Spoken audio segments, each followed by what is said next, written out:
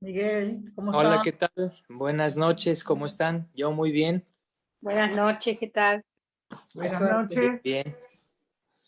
Bueno, hoy tiene la mitad de los alumnos. Sí, Sí, porque Edgardo está trabajando y Soledad y Ítalo están enfermos, no me digas. con gripe y esas Ah, cosas así que está el cambio de estación, ¿verdad? claro, Sí. qué Entonces, bueno, barbaridad.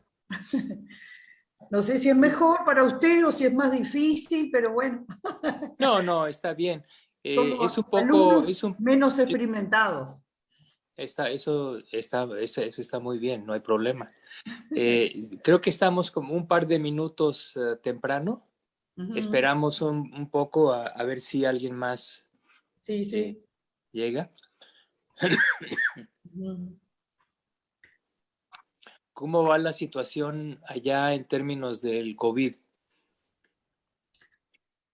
Acá muy bien, tenemos poquitos casos por día, está todo abierto la frontera, está para el turismo también, ya está abierto. Inclusive hace como 4 días que no hay ningún fallecido.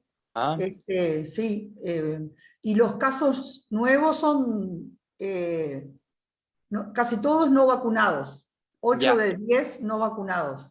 Ujú. O Bueno, sea que por ahora vamos eso suena, bastante eso bien. suena muy bien.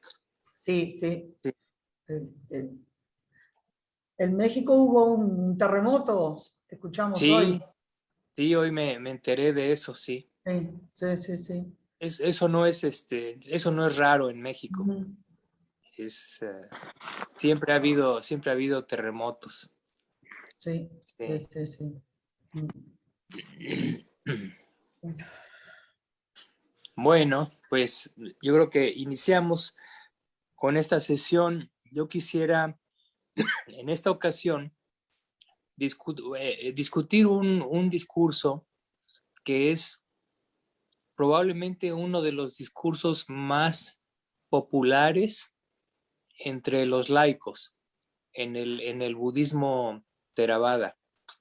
Es uno de los, definitivamente uno de los más conocidos y es un discurso que pertenece a la serie de los llamados discursos largos.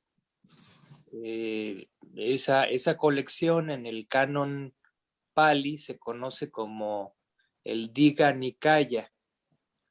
Entonces, Diga quiere decir largo y Nikaya viene siendo la sección larga, por decirlo así. Es un, es un discurso que básicamente está dirigido por el Buda a los laicos y viene siendo una especie como, como de código entre código de ética y una serie de recomendaciones prácticas para la vida, ¿no? De cualquier persona. Entonces, tiene claro, en el mundo budista se considera un discurso con mucho valor práctico, ¿no? No, no tiene realmente cuestiones doctrinales así complicadas ni cosas difíciles de entender. Es sumamente simple en cierta forma. Y eh, lo que voy a hacer es que voy a leer una sección, digamos una sección inicial, y entonces podemos discutirla. Yo quisiera también hacer al concluir la primera, los primeros párrafos, quisiera hacer un comentario porque creo que es relevante para poner en contexto el discurso, ¿no?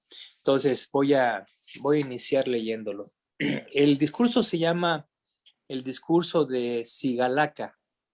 Um, También se le conoce como el Sigalovada Sutta. Lo voy a escribir aquí en el chat. Vamos a ver. Discurso Sigalaka. Oh, sí.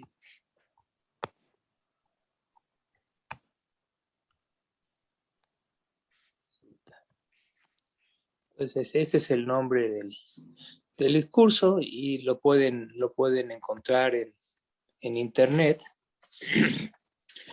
Bien, es el número 31 y dice así: esto es lo que he oído. En una ocasión, el Sublime estaba residiendo en Rajagaja, en el bosquecillo de bambúes, en donde se alimentaban las ardillas.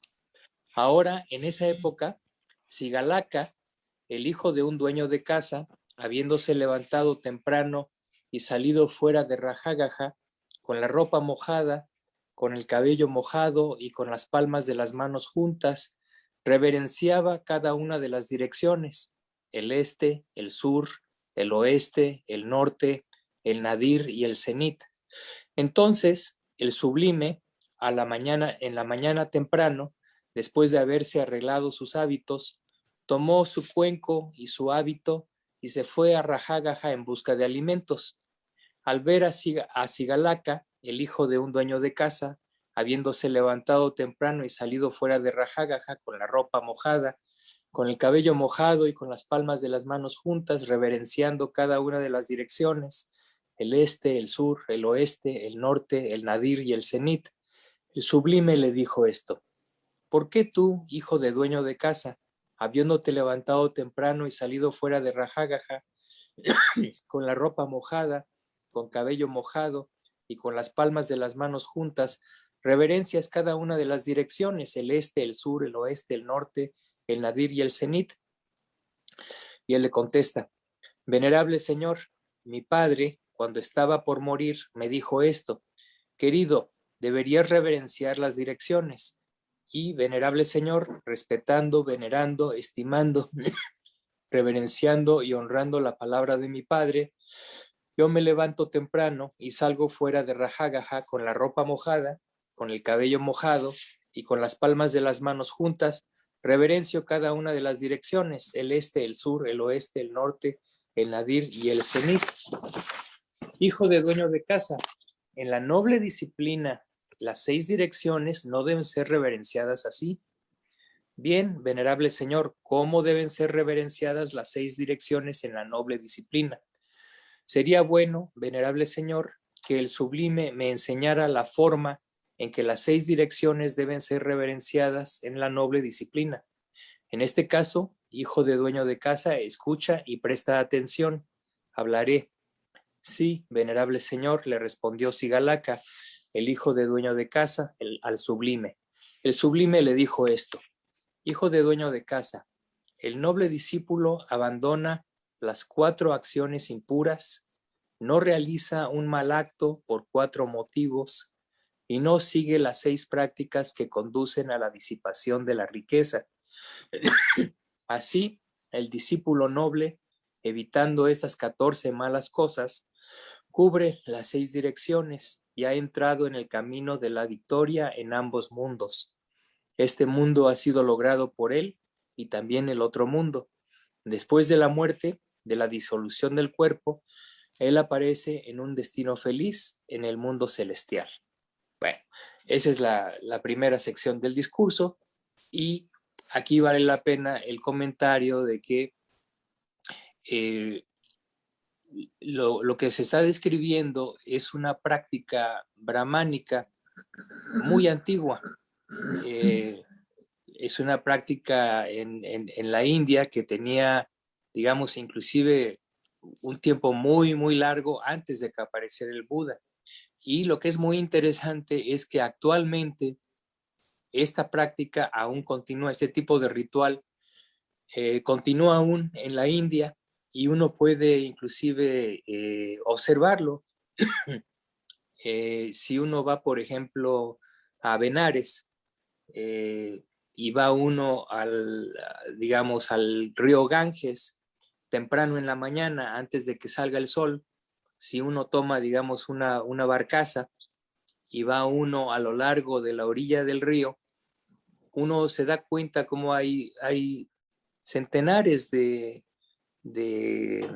digamos, de templos, ¿sí? y de lugares en donde la gente acude y baja a las orillas del río y se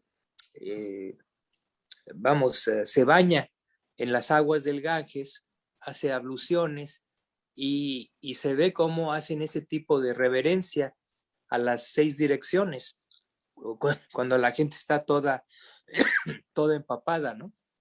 Entonces es un ritual antiquísimo, muy, muy antiguo, y ya desde el tiempo el Buda está esta descripción en los discursos.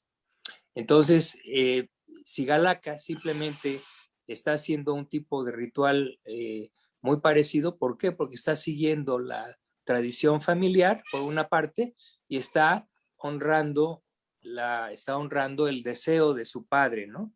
De efectuar este tipo de ritual como todo buen brahman lo haría. Claro que el Buda entonces, como suele suceder a menudo, y lo atestigua uno en las escrituras del canon Pali, el Buda, digamos que toma ciertas creencias, ciertos rituales de los brahmanes y les da un giro. Sí, aquí vemos el caso, es precisamente que le da un giro muy diferente en cuanto al sentido y al significado del ritual, ¿no? Entonces, en este caso, le dice inicialmente que esa no es la forma en la que se hace ese tipo de reverencia a las direcciones, y que la forma de hacerlo en la disciplina de los nobles, es decir, en la disciplina de su enseñanza, que es propia de los seres iluminados, los nobles, se hace de otra forma. Y repito, dice que el noble discípulo abandona las 4 acciones impuras, no realiza un mal acto por 4 motivos y no sigue las 6 prácticas que conducen a la disipación de la riqueza. Y de esa forma, el discípulo noble cubre entonces esas 6 direcciones. Esa es la forma en la que cubriría las 6 direcciones. Ahora entonces, habiendo dicho esto como preámbulo, veamos entonces cuáles son esas 4 acciones impuras a las que se refiere el Buda, cuáles son los 4 motivos para los malos actos y cuáles son las 6 prácticas que conducen a la pérdida o la disipación de la riqueza. Entonces, iniciamos con las 4 acciones impuras. Dice el Buda, ¿cuáles son las 4 acciones impuras que el noble discípulo abandona? La primera es matar seres vivientes. Hijo de dueño de casa es una acción impura. Tomar lo que no ha sido dado es una acción impura. La conducta sexual incorrecta es una acción impura y el lenguaje falso es una acción impura. Él abandona estas 4 acciones impuras. Esto dijo el sublime. Habiendo dicho esto, el afortunado, el maestro, dijo esto más: matar seres vivientes, tomar lo que no ha sido dado, lenguaje falso e ir con la mujer de otro se denominan acciones impuras que los sabios nunca elogian. Entonces, básicamente, esas 4 acciones impuras corresponden uno a uno a los ya conocidos 5 preceptos básicos en la doctrina del Buda, ¿no?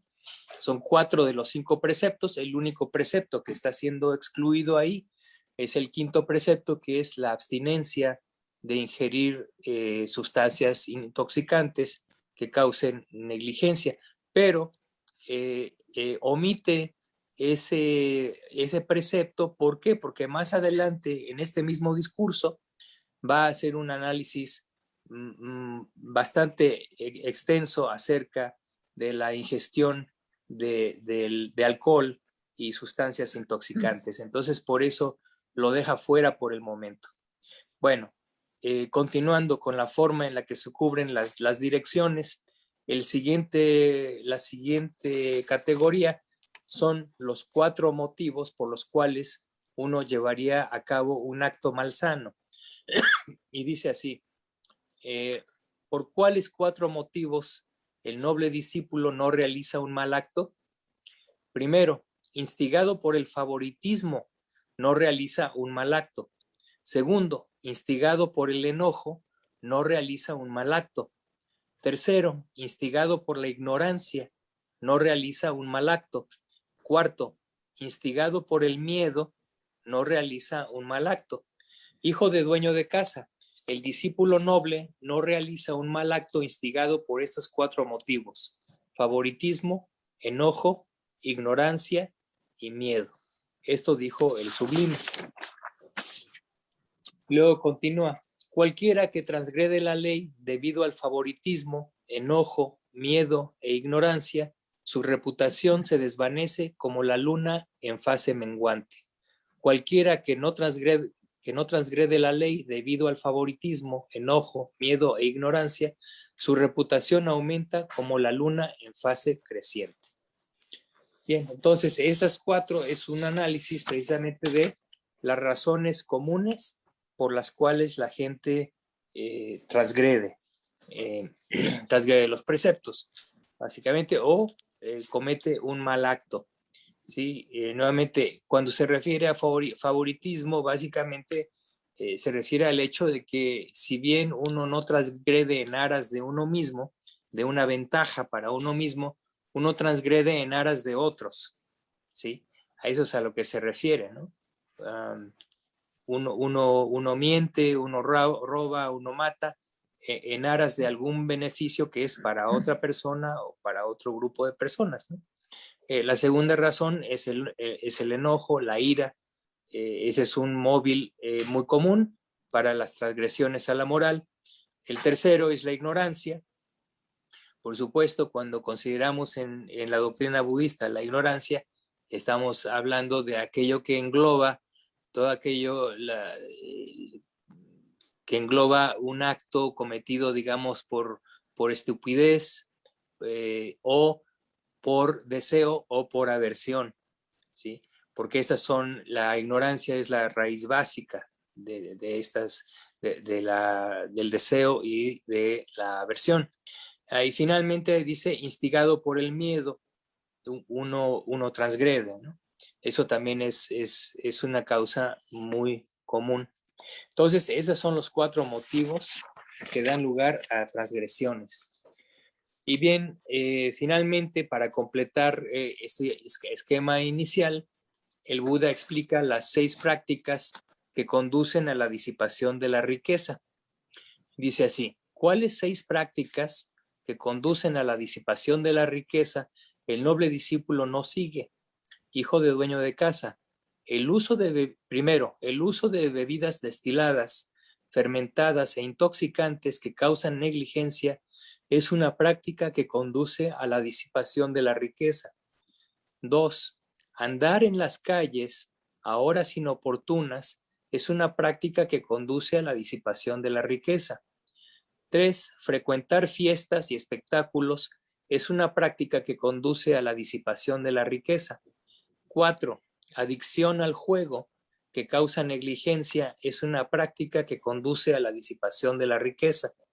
5. Asociación con malos compañeros es una práctica que conduce a la disipación de la riqueza. Finalmente, número 6.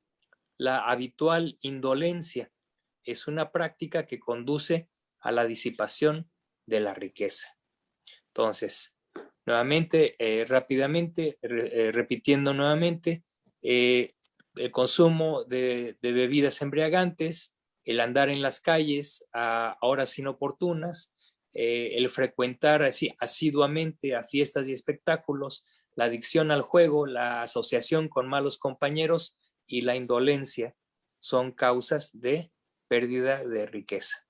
Entonces, eso básicamente concluye esta sección y esta descripción de las direcciones que hacía que le explicaba el Buda a este joven Sigalaka, ¿no?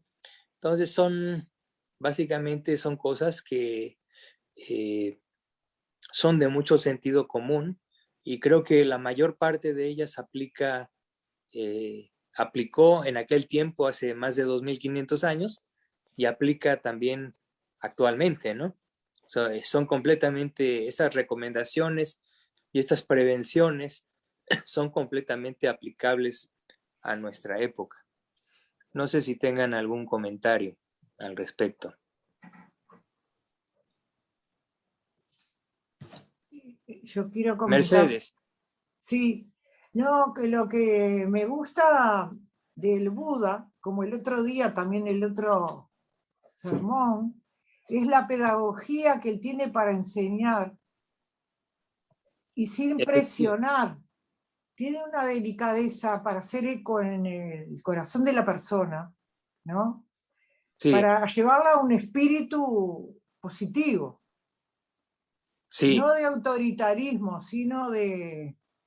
Es una pedagogía muy, me encantó. sí, claro, por eso se le conoce como el sublime maestro, ¿no? Es el Sí. maestro supremo precisamente porque tiene esa cualidad de saber enseñar, ¿no? Saber decir las cosas en la forma oportuna. Y también si notan ustedes, y esto es una cosa clásica en la enseñanza del Buda, es que es muy sistemático, ¿no? Muy sistemático. A veces hay gente que no es budista que lo critica un poco, ¿no? Porque dicen, eso del budismo es toda una serie de listas, ¿no? Listas, todo tiene que ser enumerado, enumeración, ¿no? Catalogación, conjuntos y subconjuntos de enseñanzas, ¿no? Pero en realidad, cuando uno, después de muchos años de estudiar la enseñanza del Buda, uno se da cuenta que realmente, en realidad es una gran ventaja, ¿no? Que el Buda haga este tipo de ordenamientos y enumeraciones así tan sistemático. ¿Por qué? Pues porque también es un recurso mnemotécnico, ¿no? Es decir, la base de las enseñanzas está resumida en la medida de lo posible, ¿no? De manera que se pueda presentar en forma ordenada, ¿no? Y inclusive es interesante, muchas veces los mismos maestros budistas antiguos y contemporáneos hacen énfasis en que el Buda tenía razones muchas veces para establecer un orden en las categorías, ¿no? O en los diferentes puntos de enseñanza. Es decir, siempre se respeta el orden. Por ejemplo, cuando uno menciona los 5 preceptos, uno no menciona los preceptos en un orden al azar, sino siempre los menciona uno en su debido orden, ¿no? Esto es parte de la tradición. Esto es parte de la tradición. En realidad, en un sentido estricto, no hay nada incorrecto en mencionar las cosas en cualquier orden, pero en la tradición, efectivamente, se hace siempre en el orden en el que se aprendió directamente del Buda. Y en muchas ocasiones, sí hay razones muy poderosas por las cuales se sigue un orden determinado, ¿sí? Entonces, les voy a decir, por ejemplo, un ejemplo por qué sí hay una razón por lo cual ir en orden. Por ejemplo, los 4 fundamentos de la atención. Los 4 fundamentos de la atención es una categoría muy amplia y constituye el 7º ramal del noble óctuple sendero, entonces es importantísimo. Y estos 4 fundamentos de la atención, en forma breve, se enumeran como, primero, la atención al cuerpo, después viene la atención a las sensaciones, después la atención a la mente y después atención a las categorías de la enseñanza. Entonces, aquí, ¿por qué razón el Buda nos da ese orden y por qué se nos pide que sigamos ese orden cuando enumeramos esta enseñanza?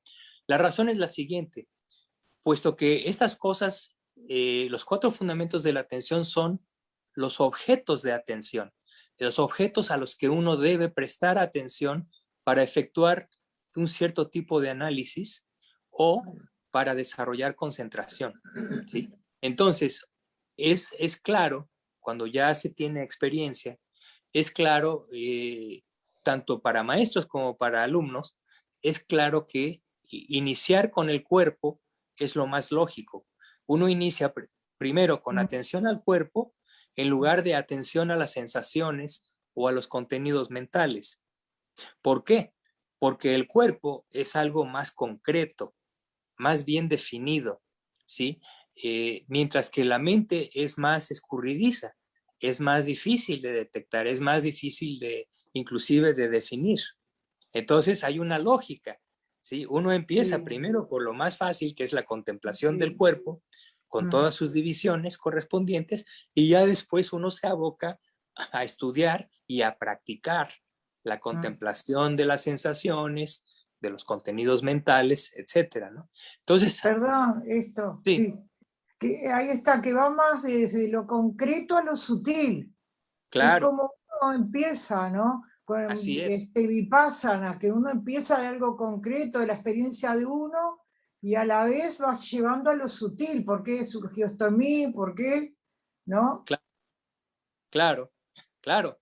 Y siempre es así. Aquí el ejemplo, pues, es claro, es evidente. Inclusive, podemos pensarlo, si uno reflexiona, un poquito de reflexión nos da un poquito de luz, ¿sí? En el caso de los 5 preceptos es algo sumamente necesario para el bienestar de los seres, ¿no? Entonces, vamos a decir, si el Buda explica esos 5 preceptos, él explicaría como el primer, digamos, el primer enunciado o el primer precepto tendría que ser lo más urgente, ¿no? Lo más importante. Y ya después las otras cosas tendría que ser, no, tal vez, no dejan de ser importantes, pero no tienen la importancia de lo primero que se menciona. Y el primero es no matar, no tomar la vida de los seres vivientes, porque una vez que, una vez que uno mata a un ser, pues ahí se acabó la vida del ser y ya no hay más, no es por hacer. Entonces, lo más importante es inicialmente respetar la vida, ¿no? Y una vez que esa vida se respeta, entonces lo siguiente es no tomar la propiedad ajena, ¿no? No tomar lo que no se es dado, lo que corresponde a otros, ¿no? Entonces, nuevamente, en el orden social, para la armonía en las sociedades, en las familias, en las parejas, en los grupos, es fundamental que exista este tipo de respeto, ¿no? Y después viene ya la siguiente categoría. Claro, si no hubiera en ese segundo precepto, si ese precepto no existiera, si no hubiera un orden, obviamente uno se puede imaginar el tipo de caos que predominaría en la sociedad, o en los grupos, o en las familias. Sería un verdadero desastre, ¿no? Entonces, claro, eso da una idea de la importancia del segundo precepto. El tercero es uno se abstiene de conducta sexual incorrecta. Entonces, ahora bien, esto es algo que no se manifiesta de continuo, ¿no? Sino que es ocasional. Entonces, obviamente, por eso está en tercer lugar, ¿no? Pero nuevamente, cuando hay transgresión en eso, pues eso crea un gran sufrimiento, crea grandes discordias, crea mucha pena, etcétera, etcétera, ¿no? Y así sucesivamente hasta llegar, digamos, al quinto precepto, que es el de abstenerse de ingerir bebidas embriagantes. Entonces, eso, vamos a decir que esa transgresión es en cierta forma, en una forma muy relativa, no es tan grave como matar, ¿no? El problema con la ingestión de sustancias intoxicantes es que se crea una situación de negligencia mental que puede empujar a la persona o al ser a romper los demás preceptos, ¿no? Entonces, ese es un peligro potencial, mientras que en el primer precepto no es un peligro potencial, es un peligro real e inmediato, ¿no? La pérdida de la vida, ¿no? Entonces, ahí nuevamente vemos cómo el orden corresponde al grado de premura, en seguir ese precepto, al grado de importancia, ¿no? Sin implicar que el último precepto no sea importante, todos son importantes, ¿no? Pero Faltó el simplemente, cuarto, Miguel, no mentir. No Que mentir es el cuarto. claro. Sí, Claro, sí, el cuarto es no mentir, lo omití, sí, pero, y claro, nuevamente, es esa transgresión causa muchísimos problemas, ¿no? el quinto, perdón, el quinto precepto, no matar, No, el quinto es El no, cuarto es no no el, matar. El sustancias. quinto, sustancias Eh, tóxicas. ahí va, el de las sustancias tóxicas, a mí me lleva a que es perder dominio de sí, porque hay muchas personas que alcoholizadas han hecho cosas que después se arrepienten. Claro, Desde una cosa sonsa en hogares, no sé si marginales o el que sea, que en grupos que yo estaba y trabajaba así, cuando el padre viene tomado, lo sí, primero que hace va, le pega un tiro al gato porque vino con bronca. claro. Y la O, familia o el niño se cría mirando eso. O claro, entonces que, o le pega a la mujer, que es lo clásico, ¿no? Por lo menos en claro, México es el clásico. sí, el dominio de sí es importantísimo porque es triste, ¿no? No, que Sí, perder el control. sí, sí. Ahora bien, ya que Mercedes hizo ese hincapié, lo hizo justamente en el momento preciso. ¿Por qué? Porque en el discurso, para continuar con el discurso, la siguiente sección es precisamente la mención del Buda de los 6 peligros de las bebidas embriagantes. Y entonces voy a continuar entonces, dice el Buda, hay estos 6 peligros, hijo de dueño de casa, del uso de bebidas destiladas, fermentadas e intoxicantes que causan negligencia. Primero, la pérdida de riqueza en esta vida. Segundo, el incremento en las peleas. Tercero, la susceptibilidad a las enfermedades. Cuarto, la generación de una mala reputación. Quinto, la exposición indecente. Y sexto, la debilitación del intelecto. Estos Ah, 6, hijo del dueño de casa, son los peligros del uso de bebidas destiladas, fermentadas e intoxicantes. Entonces, eso es para añadir. Y después continúa el discurso expandiendo un poco en lo que ya había mencionado. En la siguiente sección dice, hay estos 6 peligros, hijo de dueño de casa, de andar en las calles a horas inoportunas. Esto es muy interesante. Y yo pienso mucho en los jóvenes. Tal vez nosotros que ya estamos más grandes, no tenemos tanto interés en salir en las noches a parrandear, como decimos en México, ¿no? Pero los jóvenes sí, y a ellos les caería muy bien escuchar estos consejos. Dice, repito, hay estos 6 peligros, hijo de dueño de casa, de andar en las calles a horas inoportunas. Primero, uno está desprotegido e indefenso. Segundo, su esposa e hijos están desprotegidos e indefensos. Tercero, su propiedad está desprotegida e indefensa. Cuarto, uno es sospechoso de crímenes. 5, uno está sujeto a falsas imputaciones. Y sexto, uno encuentra muchos problemas. Estos 6, hijo de dueño de casa, son los peligros de andar en las calles a horas inoportunas. La cosa no ha variado tanto, ¿verdad? Estamos hablando de la sociedad del norte de la India hace 2500 años, ¿no? Y como se dan cuenta, pues creo que muchas de estas cosas son todavía aplicables, ¿no? Luego, dice 6 peligros de frecuentar fiestas y espectáculos. Dice, hay estos 6 peligros, hijo de dueño de casa, de frecuentar fiestas y espectáculos. Primero, ¿dónde es la danza? Segundo, ¿dónde es el canto? Tercero, ¿dónde es la música? Cuarto, ¿dónde es la recitación? Quinto, ¿dónde están los címbalos? Sexto, ¿dónde están los tambores? Estos 6, hijo de dueño de casa, son los peligros de frecuentar fiestas y espectáculos.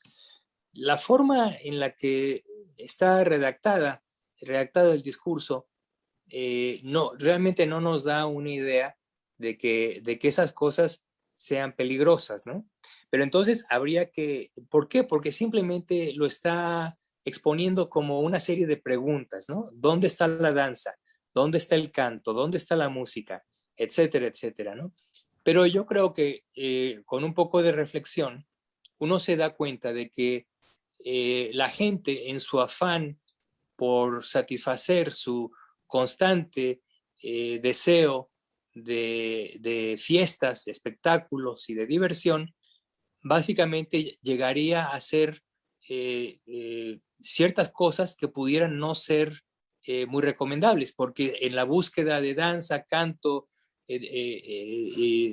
etcétera, uno en ocasiones, por ejemplo, saldría a horas inapropiadas, por ejemplo.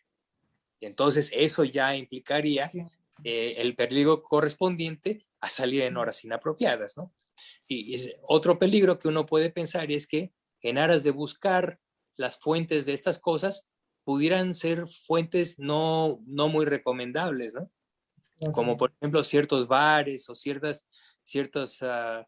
colonias en la ciudad que son violentas o en donde se vende mucha droga, etcétera, etcétera, y uno en aras de buscar entretenimiento, uno acude a esos lugares que serían inapropiados. Yo pienso que ese es el sentido o la interpretación que tendría esta sección, ¿no? Las malas compañías también que se encuentran en la noche, ¿Cómo? ¿no? Las malas compañías también que se encuentran en la noche. Exactamente. Las malas compañías y también las asociaciones inapropiadas, ¿no? Sí. Claro. A Porque mí una cosa, sí, uh-huh. que me lleva a pensar esto, me traslada la responsabilidad con los medios de comunicación, como Internet, que la muchachada tiene acceso a todo lo que quiera ver, y que los padres de repente no lo dejan ir a un bar o a un lugar, pero están contaminándose con cantidad de cosas que después hay otras consecuencias que salen en los medios de comunicación, en informativos, ¿no? Cosas Sí, que ocurren. Sí. claro, exactamente. Eso es muy cierto, muy cierto y aplicable a nuestra época, ¿no? Digo, Sí. ahí sí existe un cierto paralelo nada más, ¿no? Porque la forma en que la gente actualmente busca su diversión a través del Internet, pues tiene ya modalidades que son muy diferentes de las que existían hace 2500 años, ¿no? Pero Sí. efectivamente, como dice Mercedes, claro, hay una serie de problemas con eso también, ¿no? Toda una serie de problemáticas asociadas con esa libertad sin freno, ¿no? De acceso a todo tipo de cosas a través de Internet, ¿no? Y si bien hay extremos en cuanto a peligros, hay peligros, digamos, en menor extremo, simplemente la gente pierde su tiempo Sí. terriblemente, ¿no? Esa es una de las cosas que observamos, ¿no? Están con el teléfono, con el iPad y están absortos en una serie de trivialidades que no reditúan en ninguna ventaja, en ningún provecho y simplemente en el mejor de los casos le hacen perder a la gente su tiempo, ¿no? Entonces esas son las nuevas desventajas o los nuevos peligros, podríamos decir, pero hay un paralelismo, ¿no? Con el discurso, obviamente, ¿no? Entonces son cuestiones que yo compadezco mucho a los padres de familia, ¿no? Padres de familia que tienen hijos jóvenes porque se tienen que enfrentar con ciertas problemáticas que realmente son muy nuevas, ¿no? Cómo inducir a la juventud al autocontrol, por ejemplo, en el uso de Internet, ¿no? O O los sea, auriculares, Miguel. Los auriculares, los jóvenes se ponen los auriculares y almuerzan, desayunan, salen a la calle, toman un ómnibus, están en una clase con los auriculares puestos. están No, desconectados la completamente. gente está trabajando y con los auriculares que hay que decirle, está atendiendo público, sáquese los auriculares. No Así sé, es, así tan es. sencillo como eso, ¿no? Sí, eso es muy, Sí. muy común. Y a ver, si lo vemos desde el punto de vista de un meditador, eh, parte de la práctica de la meditación en el budismo es mantener la atención plena en el momento presente con lo que se está presentando ante las puertas sensoriales, es decir, una atención en el aquí y ahora. Y lo que pasa precisamente con esa situación es alejar aún más a la gente de esa posibilidad de tomar nota del presente y de las cosas como suceden y verlas desde el punto de vista de tal como son, en base a la experiencia perceptual, real, ¿no? Entonces, el desarrollo de la atención plena, con comprensión clara, precisamente, ¿no? Y lo que sucede aquí es el peligro es que la gente, si ya bien, antes de que existieran todas estas cosas, no existía una tendencia natural de la gente a desarrollar la atención plena. Claro, porque es algo que tenía que ser enseñado, tenía que ser entendido y tenía que ser practicado. Ahora, con esta situación, la cosa está aún peor. La gente se ha distanciado aún muchísimo más de lo que estaba hace 20 años, por ejemplo, ¿no? Entonces, eso implica también, eso tendrá consecuencias sociales y personales muy profundas en poco tiempo, creo yo, ¿no? La degeneración de la sociedad en términos éticos y morales se va a agravar. Se va a agravar y este es simplemente es un indicio de que eso va a suceder, ¿no? Entonces es una cuestión muy crítica que por lo rápido que se ha desarrollado, ni siquiera, a veces los gobiernos están muy atrasados en regular jurídicamente, ¿no? Muchas de esas cuestiones de internet, etcétera, etcétera, ¿no? ¿Por qué? Porque la tecnología va mucho más rápido que las leyes, ¿no? Y claro, y va también muchísimo más rápido que el control que pudiéramos nosotros tener, ¿no? O que un padre pudiera tener sobre el uso de estas cosas por un hijo, por ejemplo, ¿no?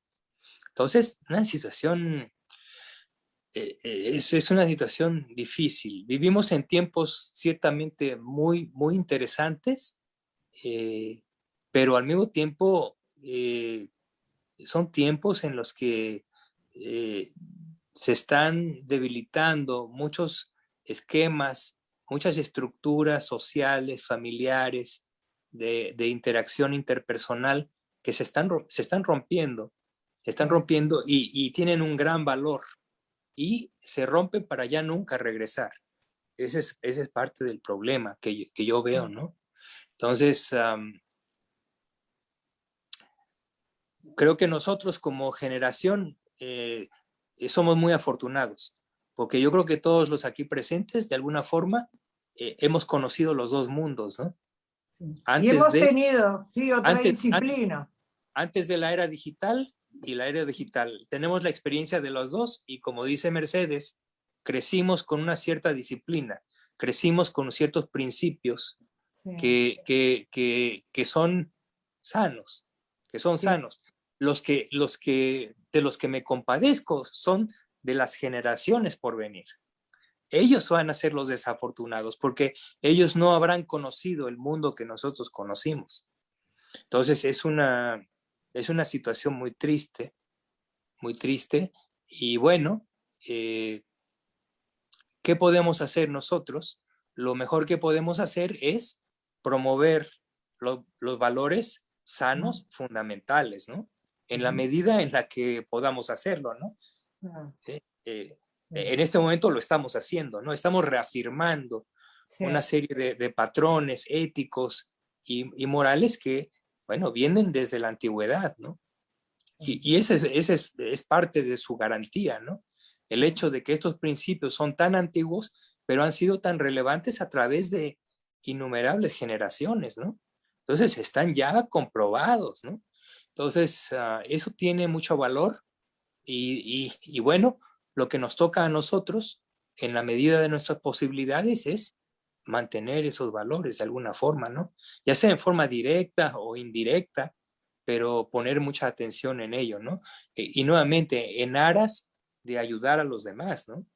Que es el principio budista de generosidad, ¿no? Generosidad, compasión. Sí. Sí. Bueno, todavía nos queda un poco de tiempo.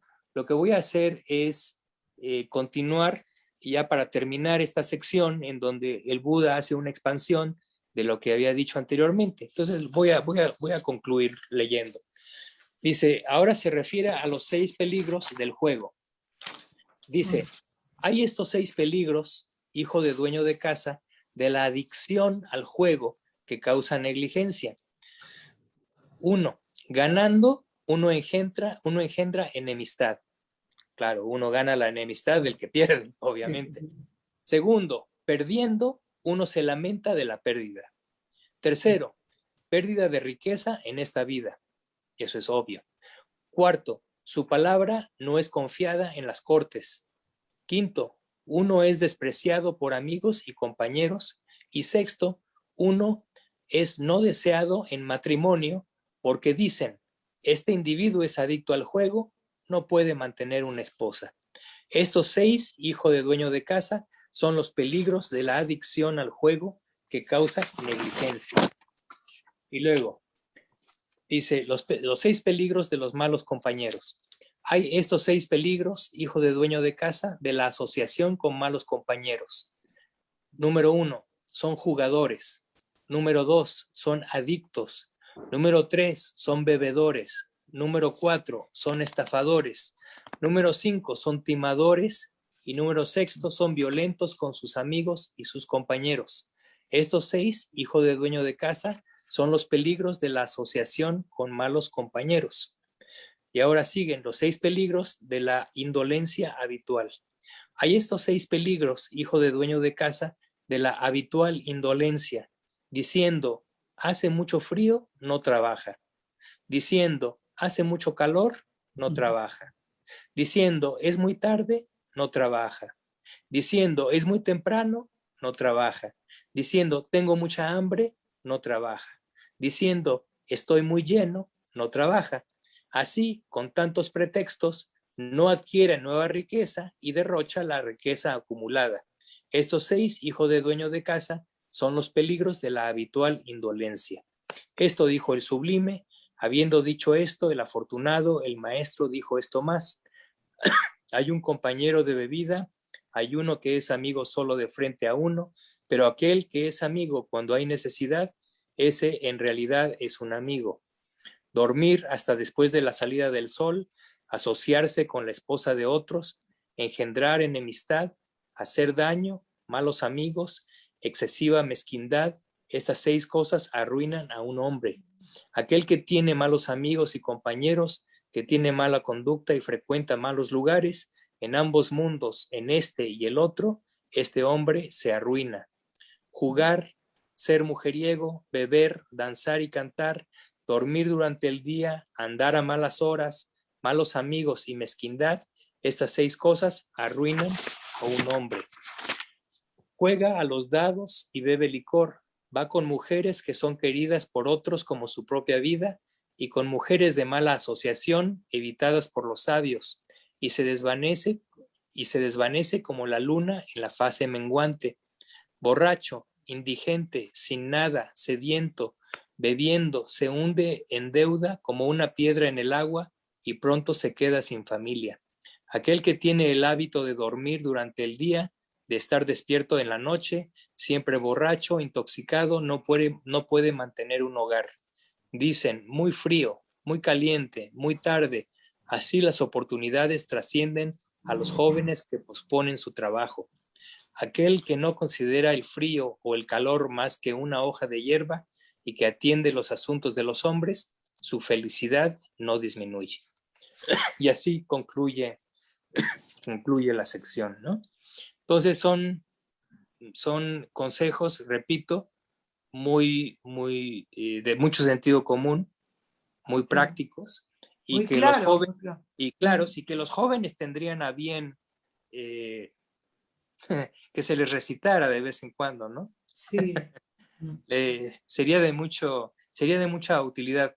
por esa razón, este sutta, este discurso, el Sigalovada, es un discurso tan popular en los países budistas, porque es un discurso que generalmente los padres de familia conocen y lo utilizan precisamente para educar a los hijos, ¿no?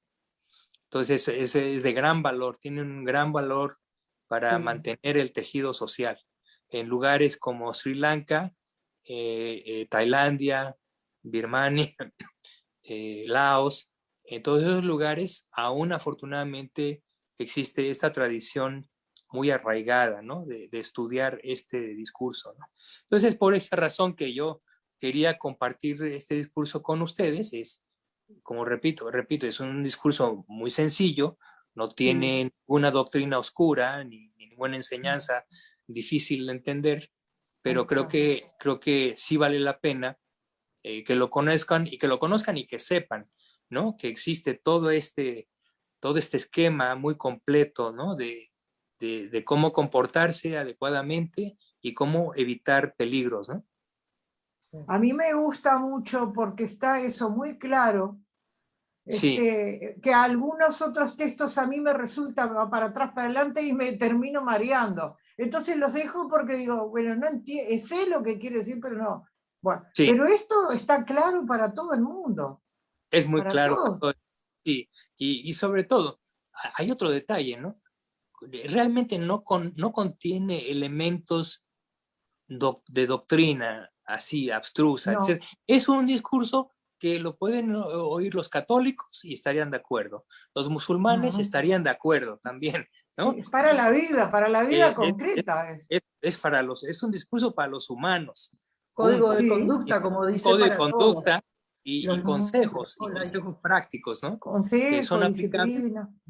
disciplina, etcétera, que son aplicables a cualquier sociedad y a cualquier tipo de persona de cualquier edad, ¿no? Creo que eso es muy importante. A Mm. mí me surge, o sea, no una duda, pero como que pienso, uno para seguir un poco ese camino tiene que estar cada vez como más retraído, ¿no? Como más hacia adentro, porque de otra observando. manera siempre vamos a, no sé, me parece, nos vamos a tentar con cosas del exterior. Claro, claro, claro. Eso es una muy buena observación, Cristina. Básicamente, efectivamente, eso es así. Después de reflexionar en un discurso como esto, uno se da cuenta de que habría que, habría que irse un poquito más hacia adentro, ¿no? Y precisamente eso sigue el principio fundamental de la enseñanza del Buda que dice, el desarrollo mental tiene que estar precedido por la doctrina, por el comportamiento moral, ¿no?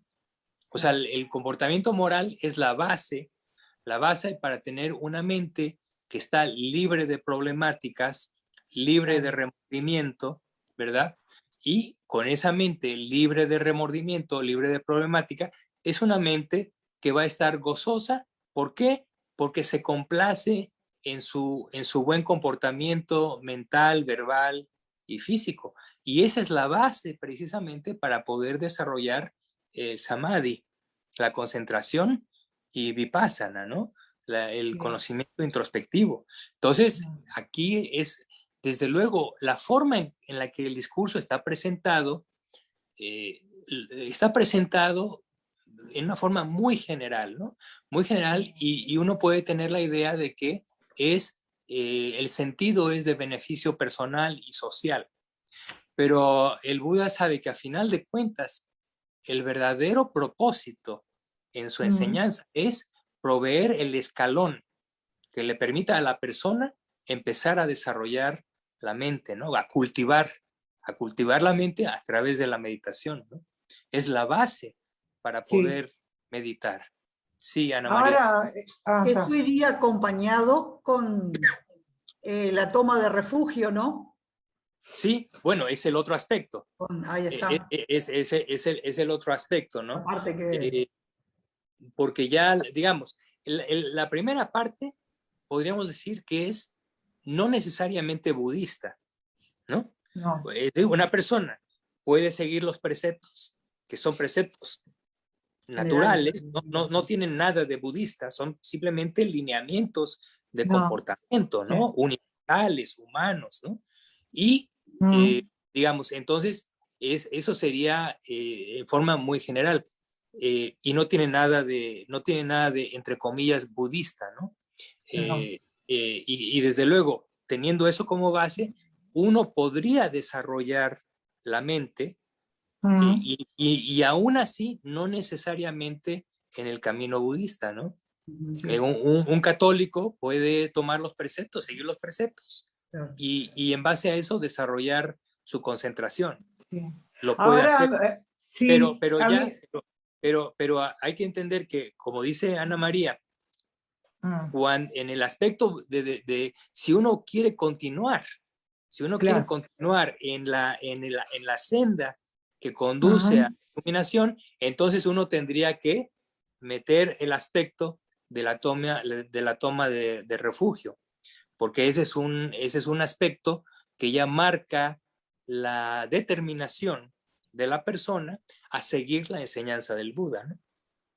Mercedes. Tu micrófono, Mercedes. Sí, porque me silenciaron. Decía que había sido así. ¿Ahora me escuchan? Ya te escuchaba. Sí, yo lo que me lleva a esto, si bien yo soy católica de chica y he practicado, bueno, pedagogía de distintas maneras de llevar el mensaje, ¿no? Y me lleva muchísimo a la parte budista, porque todo esto es ocasión, lo negativo, ¿no? Del sufrimiento de dukkha, que es lo que el Buda lo que quiso era apartarnos del sufrimiento. Entonces yo, católica, y de decir los preceptos o lo que fuera, yo soy una católica muy abierta, muy renovadora, media rebelde, siempre fui, ¿no? Y me gusta estar aprendiendo y no me encuadro. Pero el hacer esa parte de vipassana, porque uno sufre cuando ve los problemas de la vida, o ve a un adolescente en la calle mal. Yo que trabajo con pacientes, esto que usted iba hablando del alcohol, he visto cada cosa, de gente pudiente, gente rica, gente mayor que fue juez, que fue abogado. Todo el mal ocasionó a la familia por ser jugador, ese señor o tomador. Bueno, con todo respeto, sin hacer un juicio de valor. Cómo eso se enraiza en la formación de una familia, desde chicos, disciplinar. Ya sea, y bueno, y en el caso del budismo, uno descubre, bueno, ahora me doy cuenta por qué sufro, porque estoy sufriendo y pidiendo o haciendo un propósito para que por el bien de los demás, un mérito o algo. Me lleva a un compromiso mucho más grande. No mirar solo esto. ¿Qué compromiso tengo yo frente a lo que me rodea, ¿no? Claro. A veces me siento desanimada y en Vipassana ofrezco, me miro, ¿cómo estoy? Y después voy analizando, y no son por problemas míos, sino porque me veo afectada por cosas que no deben de ser así. Claro. Y bueno, eso es muy común. Para muchas gentes el sufrimiento es ni siquiera lo que ellos experimentan directamente, sino lo que están atestiguando, ¿no? Y ahí es muy importante tener la capacidad para separar esas cosas, ¿no? Cristina. No sé, sugiero que por ahí en otras charlas se hable un poco más de la toma de refugio, porque yo que soy medio novata en este tema, sé el concepto muy general, pero no estaría bueno que se aclarara bien el concepto. Sí, de hecho, qué bueno que lo mencionas, Cristina. De hecho, es tal vez algo que debimos haber discutido en este grupo casi al principio, porque no es una cuestión trivial, no es una cuestión sencilla, tiene muchos bemoles, tiene ciertas, inclusive hay divisiones en términos del grado en que uno se compromete a tomar refugio y preceptos, ¿no? Entonces creo que ese es un tema excelente para abordar. Definitivamente tenemos que hablar de ello con detalle porque, repito, hay muchas sutilezas, muchos puntos que deben ser entendidos claramente para que cada uno de nosotros pueda tomar una cierta posición, por decirlo así. Eso nos permite tomar una cierta posición con respecto a la enseñanza, ¿sí? Entonces, y uno se va a dar cuenta de que existen muchas posibles variaciones, ¿no? Por ejemplo, si Mercedes es católica, ¿eso implica que no pueda tomar refugio? No, existe un lugar, ¿sí? Existe una posición que ella puede tomar dentro del esquema, ¿no? La persona que, por ejemplo, decide convertirse en una monja o en un monje, obviamente está tomando el refugio, pero en un sentido más, vamos a decirlo así, más intenso, más comprometido. Ahora, todas estas cosas tienen que ser explicadas en detalles porque hay que entender las cuestiones circunstanciales y las motivaciones de las personas. Entonces, ese es un tema importantísimo. Entonces, yo sugiero que una vez que terminemos de analizar este discurso de Sigalovada, ahorita estamos como a la mitad del discurso. Yo quisiera terminarlo en la sesión de la semana que entra, y entonces en la semana posterior sería muy bueno que discutiéramos el tema de la toma de refugio. ¿Les parece bien? Perfecto. Sí, Muy bien. perfecto. Entonces vamos a hacerlo así y creo que el tiempo ha concluido. Creo que cerramos bastante bien las secciones, quedó bien entendido, hubo una buena discusión y entonces los veré la semana que entra. Bueno, Muy bien. Por lo pronto les deseo lo mejor, que estén muy, muchas muy gracias, Miguel. Que Muchas estés gracias. muy bien. Que bien. pase bien. Buena Gracias. semana. Buenas noches.